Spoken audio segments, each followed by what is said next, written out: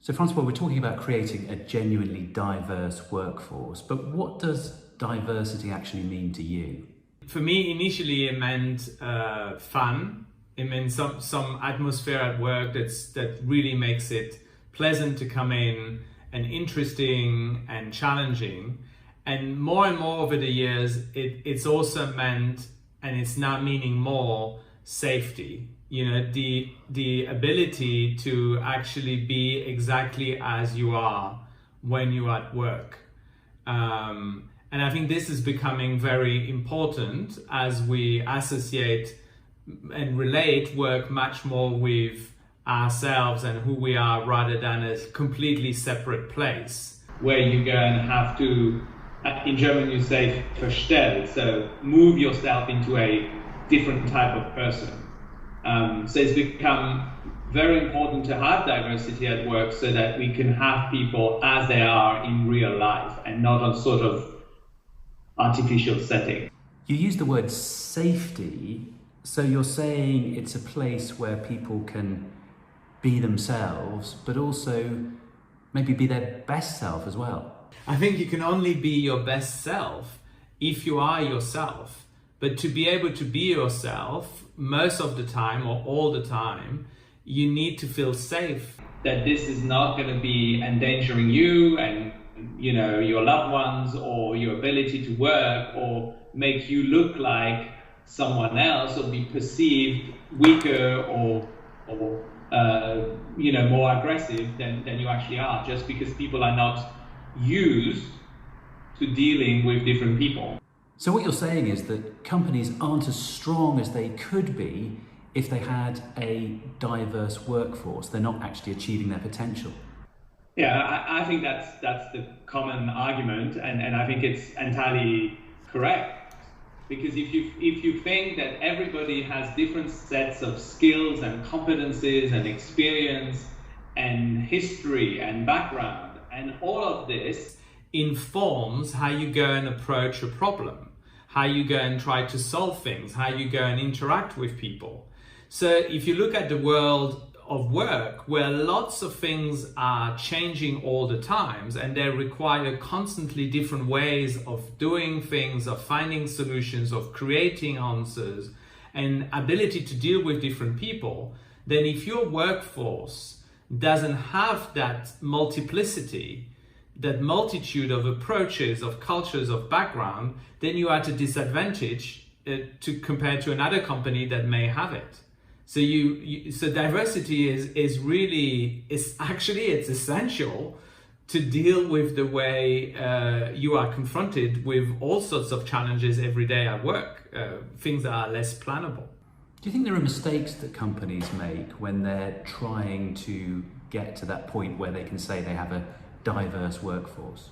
What I've learned over the years is that one of the things that's really important when you talk about diversity, and more importantly when you talk about inclusion, is that it's supported, or the engagement, the spark, comes from the top. So it's very clear there is a willingness and a strong support, but the doing and the details have to be left to people who actually feel that diversity, if you want, in themselves in every day. Because the definition itself of diversity is that one single individual cannot imagine what it feels like to be someone else. So you have to have a number of someone else who are diverse to say this is what we want to do.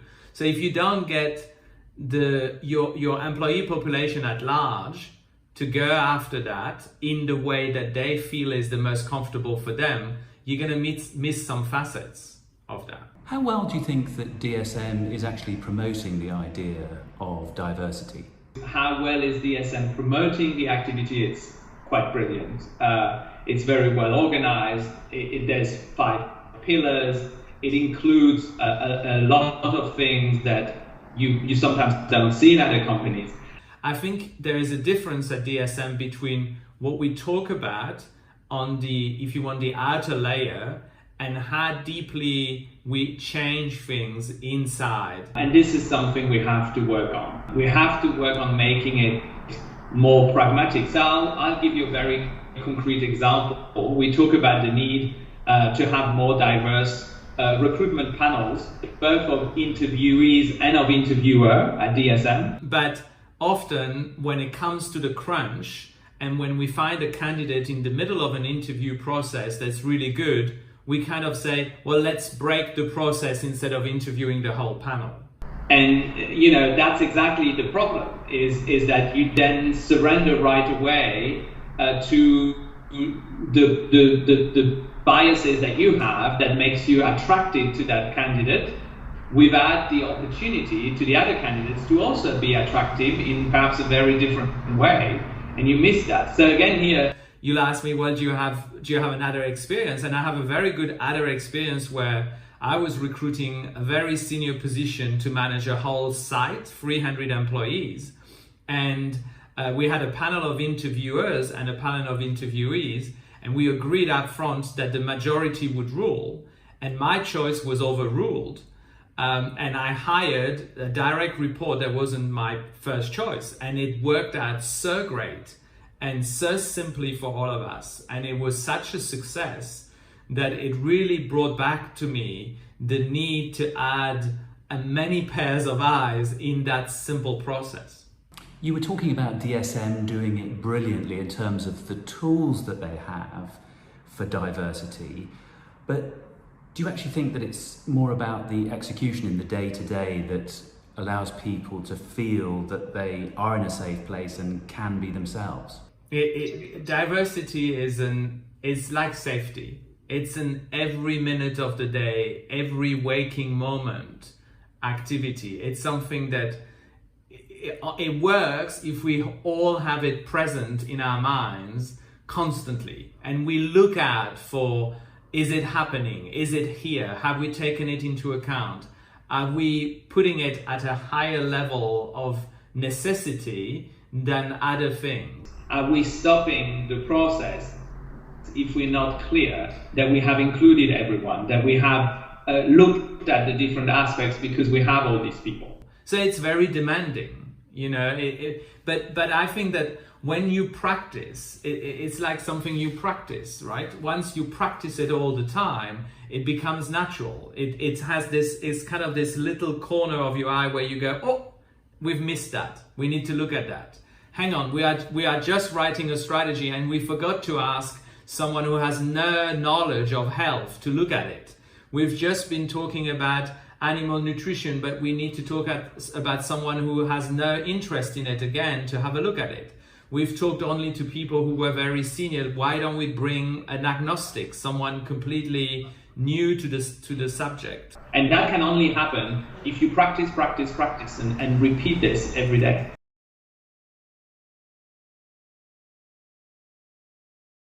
For you personally, as somebody who used to travel a lot, what have the benefits been during the pandemic of actually being able to work from home all the time? Oh, that I don't have to travel so much. So I save lots of time. So I no longer have to, basically do all my work in between planes, in lounges and things like this. And I have actually time to do it during normal waking hours. And also the other benefit is that I sleep much better, and I think for all of us, you know, sleep is become a very precious commodity. So that's really been some of the positives.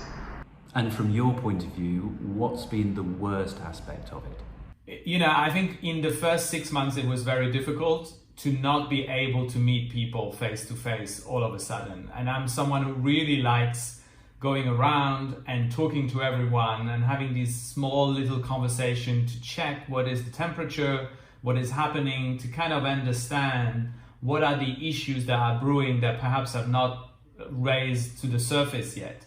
And when you move to a hybrid and to virtual, initially, it's all very concentrated in just these half an hour meetings, these 15 minutes call. There's no big space to start or big space to conclude. So everything becomes just that matter at hand. You know, we need to discuss this month's closing, so we discuss just that. And we completely forget to have a little conversation about the big storm that's brewing in South America in supply chain. And then we lose it. And then the next month we discuss again a very small area. I think that's really what's been missing. Do you think there have been winners and losers in terms of working from home? Or do you think the fact is that everybody ultimately misses out?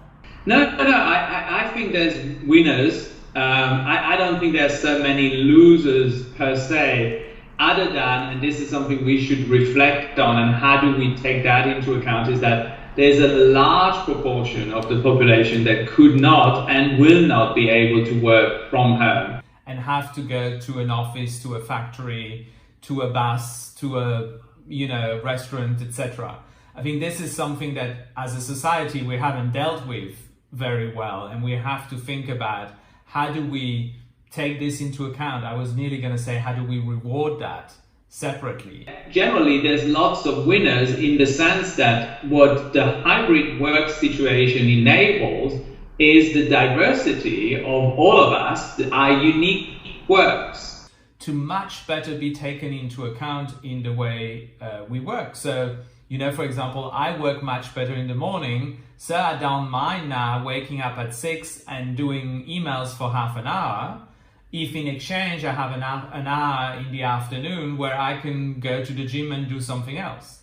When I was going to the office every day, I would wake up a little bit later, be in the office around 8:30, and then of course have to be in the office in the afternoon. Everybody's different. I think that's exactly what is beneficial.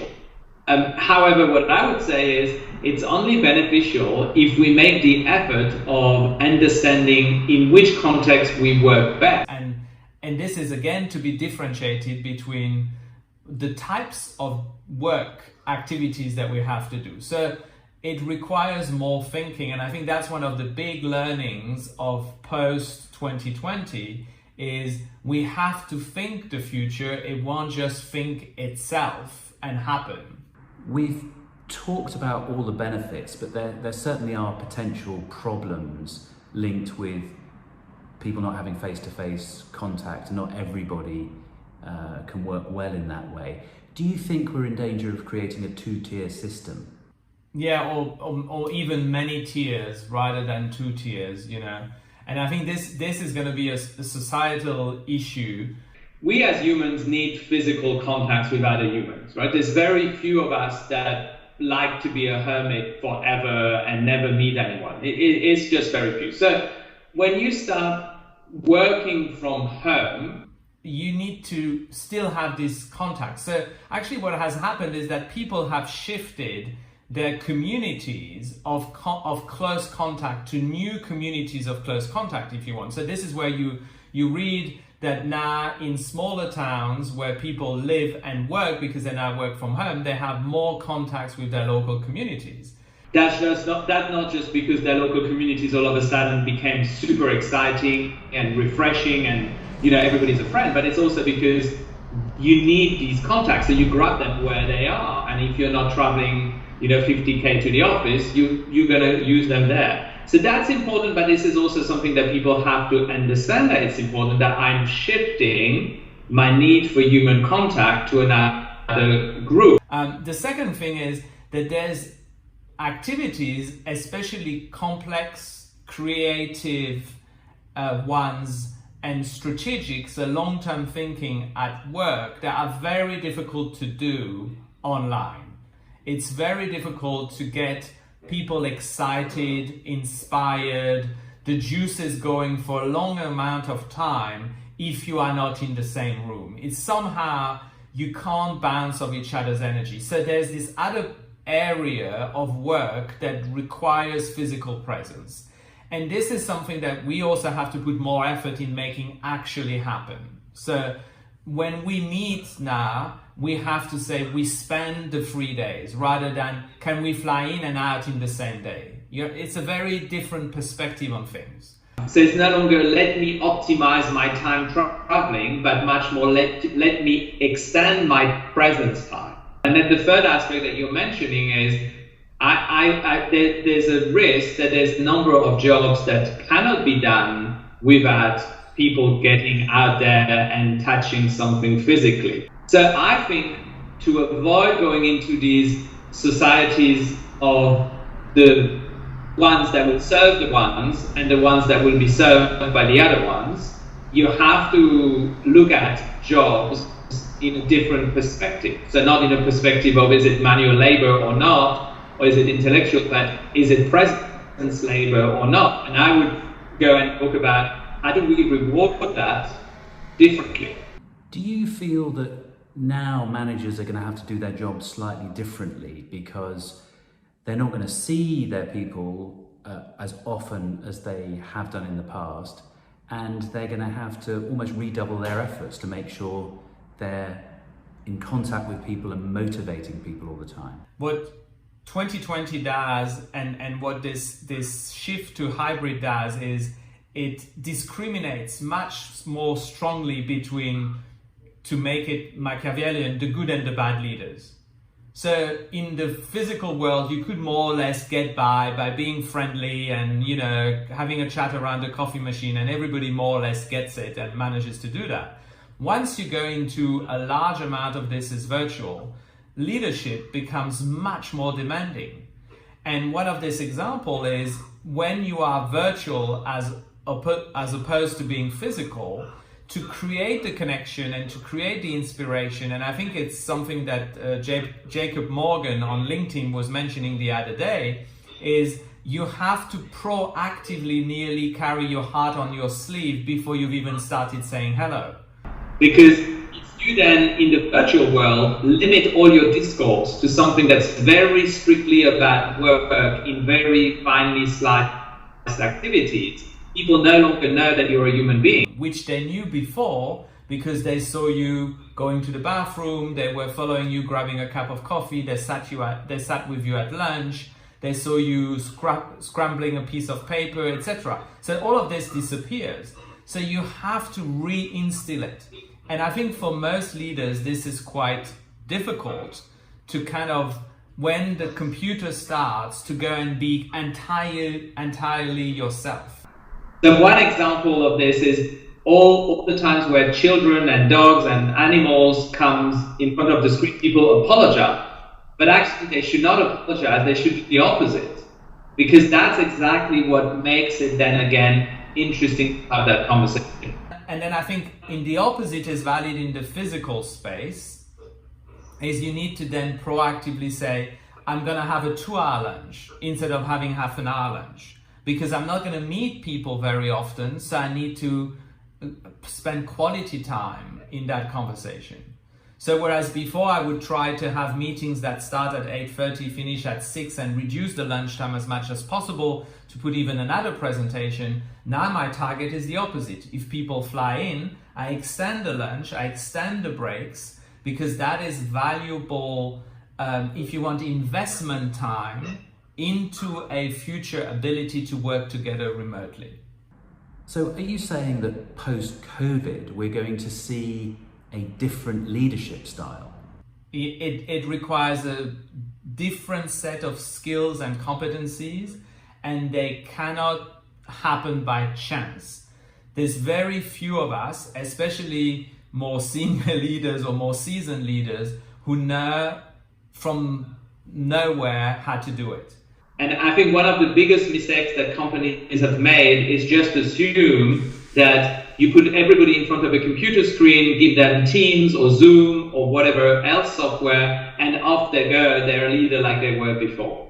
I think we really need to go to a new leadership school of how we do that. You know, how do we come across? We need to get new sets of feedback. Was that meeting okay? Did we use the chat function in the right way? I don't know, but all these things become different. To all intents and purposes, the way leadership works was created after the Second World War. It hasn't massively changed. Of course, it has changed. It has become very sophisticated, but it has been a presence type leadership. That's why people flew around the world. The bigger the responsibility, the more they flew, because it was presence leadership. Now, presence leadership doesn't transform into virtual leadership by chance. It requires thinking. When working from home it can get a little bit blurred, the difference between home and office. So what advice would you have for people in order to help them stay focused? They should create rituals. This is what we've been living in worlds of rituals, right? Ritual is brushing my teeth after breakfast. It's brewing a cup of coffee in the morning, making a tea to feel warmer and better, whatever your ritual is, going for a walk after work. And even driving or taking the tube from work to home is a ritual. It's maybe a must do, but it's still a ritual. And I think what happens when you go hybrid is all these rituals disappear. So you lost your markers, you lost the structure of your day in your non-conscious brain.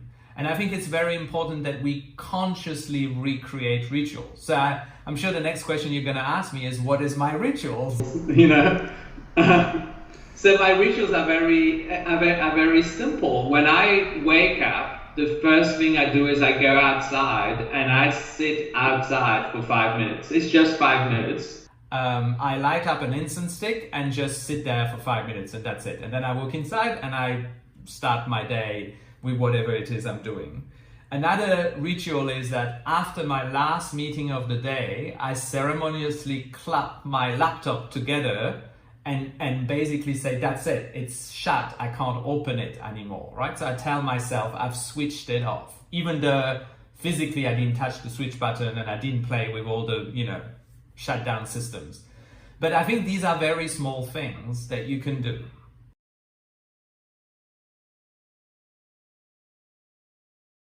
I just want to talk to you about company culture now. How would you describe it and why is it so important? I think it's very important. I think company culture is a set of often unspoken and sometimes not even consciously known or rules and etiquette and ways of behaving that are well known amongst the employees of a company of how we work here. Right? So it's this thing, this is how we do things here. And it's a combination of lots of small different things. And I think it's important because it's what creates this, in a good sense, it is what creates the stickiness to the company, the loyalty to the company, the feeling of we are together in this, and something I was talking previously about, a feeling of safety. Right, we are all part of this and we know how this works here. This is our common language. But I think what's very important about culture is to understand that often the culture is passed on. What I call the historical psychological culture of a company is passed on unknowingly, subconsciously from a group of employees to another group of employees. And I think to understand that this is how it works is super critical, because if you then work for companies where lots of turnover happens, the culture is very difficult to maintain. So companies like Google, for example, they value so much their culture that when they hire new employees, their onboarding lasts for a whole month, because they go through the minutiae of these are the things that are important for us. Does an individual's own personal culture, their values and so on, need to be completely aligned with the company's culture? I think to some extent there is an alignment that's needed, right? It would be very difficult to be an activist against the use of genetically modified plants and pesticide and then go and work for a company that specifically has this as their core product line. When you're going into the recruitment process, do you select people who you feel will fit into the company culture, or is that actually something that you can simply teach? I think I would go a third way. I think the culture is something that the person who wants to work for a company needs to assess in detail and ask lots of questions about.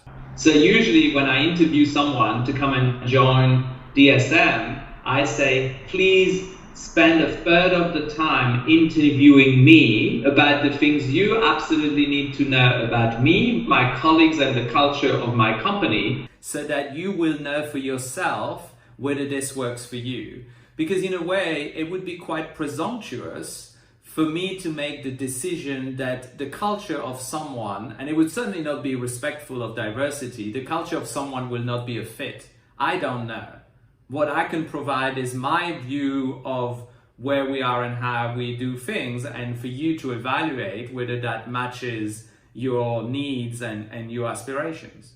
Do different geographies make company culture more difficult to implement? Yeah, so I agree. I think it's a slightly different though. I think you have a kind of patchwork and layer system, right? So you have an overall company culture that you want to share across the world, and then you have your local cultures that are much more fluid in terms of absorbing and reflecting the culture of the place. And you have to navigate between these layers. And sometimes when you work, you have to be in the very local layer of the company culture. And so, for example, in Singapore, there will be a need to avoid that people lose space.